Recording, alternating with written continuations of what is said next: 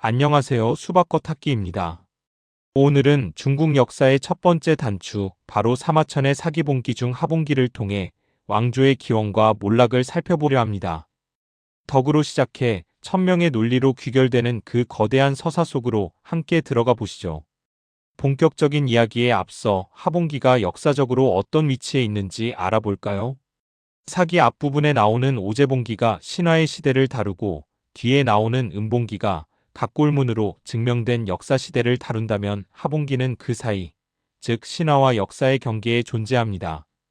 현대 고고학에서 아직 하왕조를 완벽히 증명할 문자는 발견되지 않았습니다. 하지만 사마천은 하봉기를 통해 역사적 상징성을 부여하며 이 시대를 기록했죠. 그렇다면 사마천은 왜 증명되지 않은 시대를 역사로 기록했을까요? 여기에는 사마천의 역사적 결단이 숨어 있습니다. 그는 오제라는 신화적 기원과 상나라, 주나라라는 역사적 시대를 연결할 정통성의 다리가 필요했습니다. 하봉기를 통해 화하 문명의 뿌리를 정의하고 흩어져 있던 성읍 국가들의 파편화된 역사를 하나의 단일한 왕조사로 통합해낸 것이죠. 하봉기는 중국 왕조사의 두 가지 거대한 기틀을 마련합니다. 첫째는 권력 이양 방식의 변화입니다. 덕 있는 사람에게 자리를 물려주는 선양의 시대에서 혈연에게 물려주는 세습의 현실 정치로 전환된 것이죠. 둘째는 바로 천명의 논리입니다. 덕을 쌓으면 흥하고 덕을 잃으면 하늘의 뜻인 천명도 떠난다.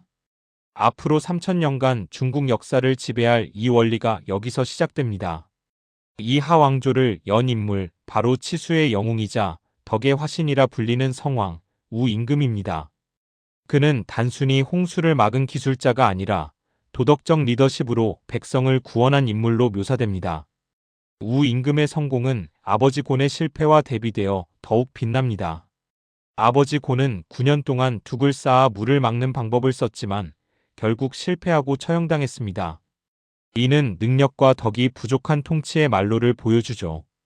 반면 아들 우는 13년 동안 물길을 터서 바다로 흘려보내는 유연하고 근본적인 해결책을 제시하며 치수에 성공합니다. 이것이 바로 리더의 차이입니다. 사기에서는 우임금의 리더십을 구덕, 즉 9가지 덕목으로 설명합니다. 너그러우면서도 위엄이 있고 부드러우면서도 주관이 있으며 성실하면서도 공손했죠. 무엇보다 그는 검소했습니다. 왕이 되어서도 누추한 집에 살며 재정을 아껴 치수 사업에 쏟아부었다고 합니다. 우임금 시대에 역사적인 대전환이 일어납니다. 바로 공천하의 종언입니다. 원래 우임금도 관례대로 신하인 이객에 왕위를 물려주려 했습니다. 하지만 제후들은 이글 떠나 우의 아들인 게를 찾아가 우리 왕의 아들이시다라며 그를 받들었습니다. 사마천은 이것을 폭력이 아닌 합의와 민심에 의한 결과로 묘사합니다. 덕의 기준이 개인의 능력에서 선왕의 공적을 계승하는 혈통으로 옮겨간 순간 최초의 세습왕조가 탄생한 것입니다. 이제 하왕조의 흥망성쇠를 고사성어와 함께 살펴볼까요? 우임금의 헌신을 보여주는 과문불입, 손자 태강의 나태함을 보여주는 태강실국, 그리고 마지막 왕, 껄의 타락을 상징하는 주지웅림까지 이 흐름을 따라가 보겠습니다. 첫 번째 고사성어 과문불입입니다. 진문 앞을 지나가면서도 들어가지 않는다는 뜻이죠.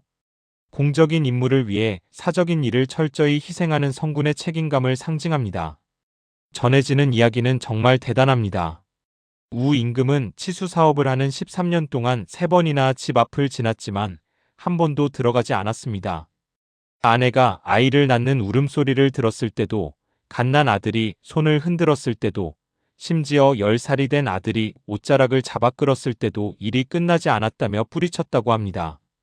이런 무시무시할 정도의 공적 헌신이 바로 하왕조를 지탱하는 압도적인 도덕적 자본이 되었습니다. 하지만 덕은 영원히 세습되지 않았습니다. 두 번째 고사성어 태강실국입니다. 우의 손자 태강은 할아버지가 만든 평화에 안주했습니다. 백성을 돌보지 않고 사냥에 미쳐 100일 넘게 궁을 비웠죠. 결국 민심의 원망을 틈탄 이민족 예에게 정권을 빼앗기고 맙니다. 건국 3대 만에 나라를 잃게 된 것입니다. 이때 태강의 동생들이 오자지가라는 노래를 부르며 형을 원망합니다. 백성은 가까이 할 수 있지만 얕잡아 보면 안 된다. 백성은 나라의 근본이니 근본이 튼튼해야 나라가 편안하다. 이 노래는 통치자가 백성을 잇는 순간 나라가 어떻게 되는지를 보여주는 뼈아픈 교훈입니다. 이후 하왕조는 혼란에 빠집니다. 천문을 담당하던 관리 희씨와 화씨가 술에 빠져 날짜와 시간을 엉망으로 만들었다는 기록은 왕의 덕이 흐려지자 국가 시스템 전체가 마비되었음을 의미합니다.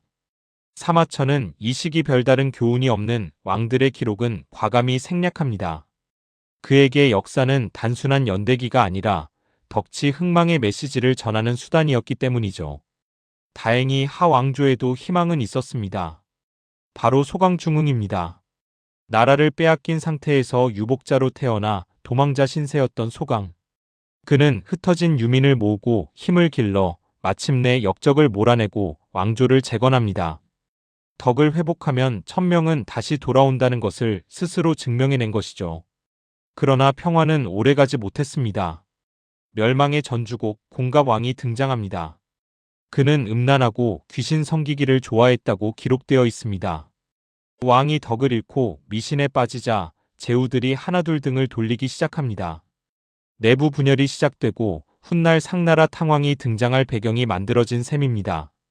마침내 타락의 끝판왕, 마지막 왕, 걸과 그의 애첩 마리가 등장합니다. 여기서 나온 유명한 말이 바로 세 번째 고사성어 주지육림입니다. 술로 연못을 만들고 고기로 숲을 만들었다는 뜻이죠. 생각해보면 참 아이러니합니다.